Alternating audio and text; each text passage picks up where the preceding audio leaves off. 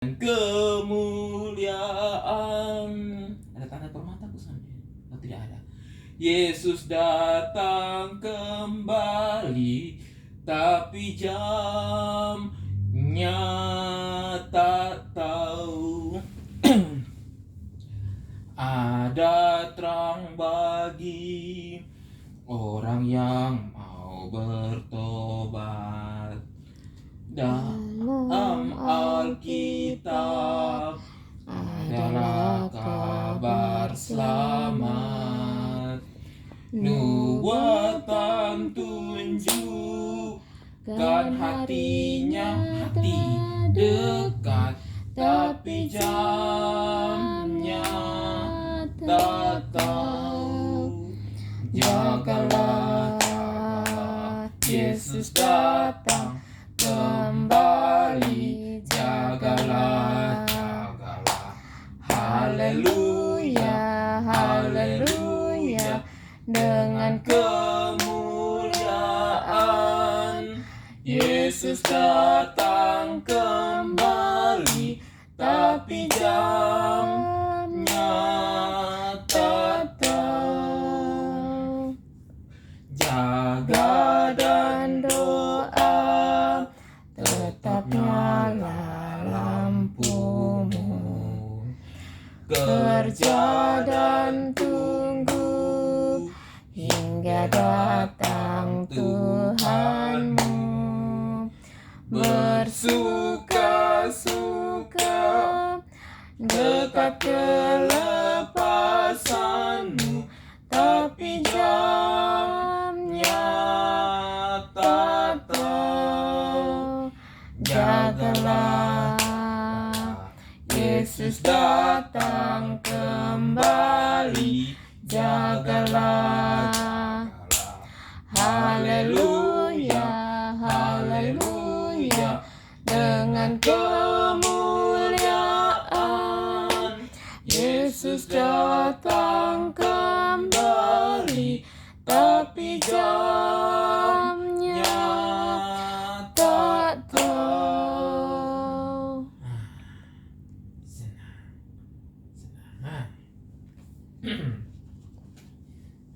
Ina berdoa. Ina Sunday. Oh, nah bahas. Kita berdoa. Karena Bapa kami dalam surga, terima kasih Tuhan telah membimbing kami sampai saat ini. Kami dalam keadaan selamat. Kami sudah dilindungi Tuhan dalam aktivitas kami dari pagi hingga malam hari kami dalam keadaan selamat. Malam hari ini kami sebelum tidur sudah akan mendengar firman-Mu. Biarlah Tuhan memenuhi hati kami dari Roh Kudus, agar firman Tuhan berteguh hati kami melakukan dalam kehidupan kami. Orang tua kami dimanapun mereka berada, berbagi di Sabu sana keluarga kami, teman-teman Tuhan, berkati mereka semua. Pada malam hari ini kami semua tidur di bawah perlindungan Tuhan. Besok pagi kami bangun untuk kembali memuji besarkan nama Tuhan, nama aktivitas kami. Mampun dosa kami Tuhan, kami berdoa nama Yesus yang sudah menjadi juru selamat terus kami. Amin. Senang. Ini dia. Tanggal berapa sekarang? Ini tanggal berapa? Yesus tahu lagi tanggal 9, 10, 13, 11, 12, 13. Ya, benar. Engkau telah kuperanakan pada hari ini. Ayatnya terdapat dalam Ibrani 1 ayat 5. Melaporkan kata-kata Bapa melalui Yesus. Anakku, engkau telah kuperanakan pada hari ini. Apa artinya Yesus diperanakan dan kapan ini terjadi? Bukankah ini menunjukkan bahwa Yesus bagaimanapun juga diciptakan oleh Allah pada satu waktu di masa lalu, seperti yang dipercaya banyak orang? Yesus diciptakan Allah. Oke, Ibrani 1 ayat 5. Ibrani 1 ayat 5. Yesus apa? Diciptakan Allah. Coba. Ibrani, mana ini kitab Ibrani? Oh, ini dia. Ibrani 1 ayat 5. Karena kepada siapakah di antara malaikat-malaikat itu pernah ia katakan, anakku, engkau telah kuperanakan pada hari ini. 2 Samuel 7 ayat 12 sampai 14.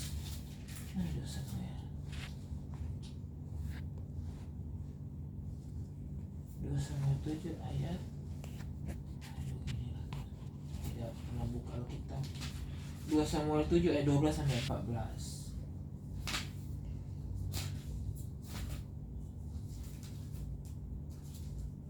7 ayat 12. Apabila umurmu sudah genap dan engkau telah mendapat perhentian bersama-sama dengan nenek moyangmu, maka aku akan membangkitkan keturunanmu yang kemudian anak kandungmu, dan aku akan mengokohkan kerajaannya. Dialah yang akan mendirikan rumah bagi namaku, dan aku akan mengokohkan takhta kerajaannya untuk selama-lamanya.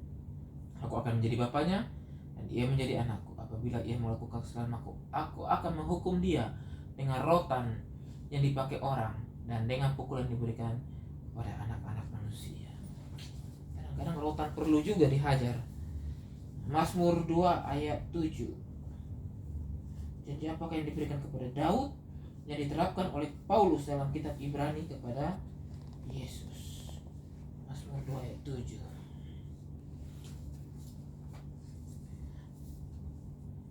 Aku mau menceritakan tentang ketetapan Tuhan. Ia berkata kepadaku, anakku, engkau telah kuperanakan pada hari ini. Oh, ini dikutip di Ibrani 1 ayat 5 tadi. Itu ada di Mazmur 2 ayat 7. Lukas 1 ayat 31 dan 32.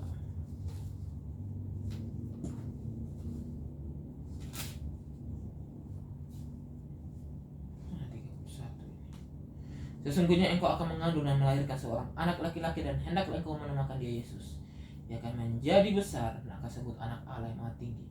Dan Tuhan Allah akan mengaruniakan kepadanya takhta Daud bapa leluhurnya. Oh, begitu. Yesus diperanakan dalam arti bahwa ia diangkat oleh Allah sebagai penguasa yang dijanjikan, anak Daud. Konsep adopsi ilahi. Penguasa adalah umum di dunia Yunani, Romawi, dan Timur. Itu memberi penguasa legitimasi dan kekuasaan di negeri. Allah berjanji kepada Daud bagaimanapun bahwa anak ini akan menjadi penguasa sah yang benar atas bangsa-bangsa, dan ia akan mengangkat anak Daud sebagai anaknya sendiri.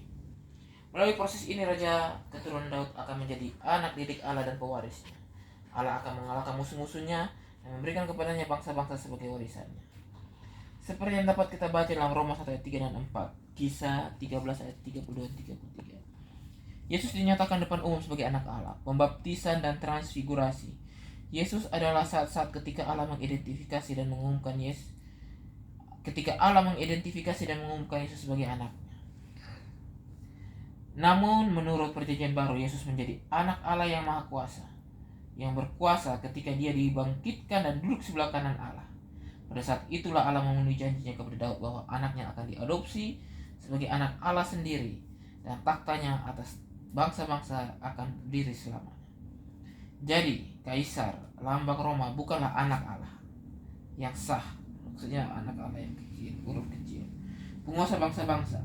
Sebaliknya Yesus Kristuslah kata memperanakan Yesus mengacu pada awal pemerintahan Yesus atas bangsa-bangsa, dan bukan pada awal keberadaannya. Karena Yesus selalu ada. Tidak pernah ada saat Yesus tidak ada, karena dia adalah Allah. Faktanya Ibrani 7 ayat 3 mengatakan bahwa Yesus harinya tidak berawal dan hidupnya tidak berkesudahan, karena dia kekal. Jadi gagasan tentang Yesus sebagai anak tunggal Allah tidak berurusan dengan sifat Kristus sebagai keilahian dengan perannya dalam keselamatan, sebagaimana Kristus memenuhi semua janji perjanjiannya. Semakin belajar ini saya semakin bingung ini apa maksudnya. Mereka mendeskripsikan di sekolah sahabat macam begini. Nah, tapi ya itulah ya, artinya Yesus anak Allah. Mau anak seperti apa, anak biologis kah, atau reinkarnasi Allah kah, atau apapun itu, sebenarnya tidak ada orang yang tahu. Tidak ada orang yang tahu itu. Nah, jadi Yesus intinya datang ke dunia ini, kita melihat Yesus itu sama dengan melihat Allah.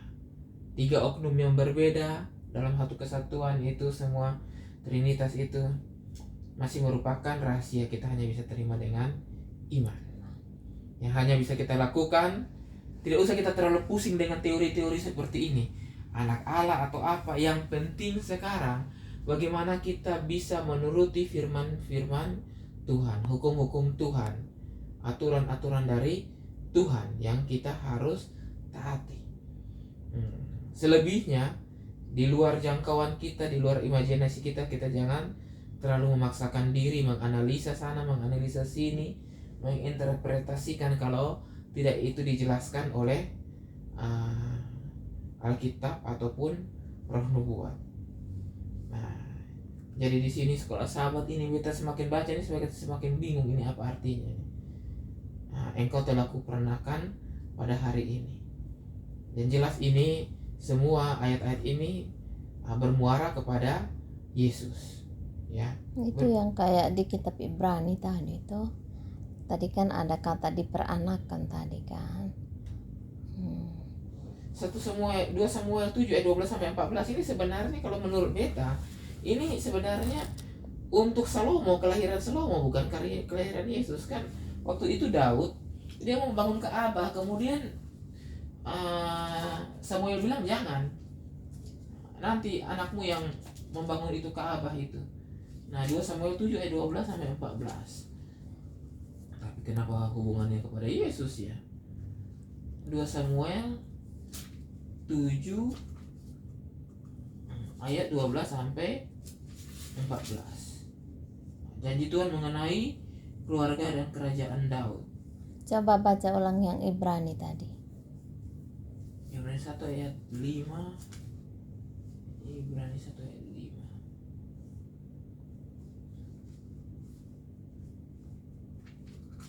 Ibrani 1 ayat 5. Karena kepada siapakah di antara malaikat-malaikat itu pernah berkata, pernah ia katakan, anakku engkau telah kuperanakan pada hari ini. Coba baca ulang pelan-pelan supaya Anakku engkau. dari pertama. Karena siapakah di antara malaikat-malaikat itu pernah ia katakan, anakku engkau telah kuperanakan pada hari ini, dan aku akan menjadi bapaknya, dan ia akan menjadi anakku. Allah berfirman dengan perantaraan anaknya. Ya, ini itu dia punya kata kunci, itu kalimat pertama. Coba baca ulang. karena kepada siapakah di antara malaikat Itu kan berupa pertanyaan, kepada siapakah aku pernah katakan bahwa anakku, aku telah memperanakan engkau. Itu kan bilang artinya bahwa Tuhan Yesus itu bukan diperanakan seperti itu, seperti Salomo tadi. Siapa Salomo kok Daud, yang perbandingan ayat yang tadi itu. Samuel 7 ayat 12 sampai 14. Itu tentang Maka apa? bila umurmu sudah genap dan engkau telah mendapat perhentian, maka aku akan membangkitkan keturunanmu dan kemudian anak kandungmu. Yang kemudian anak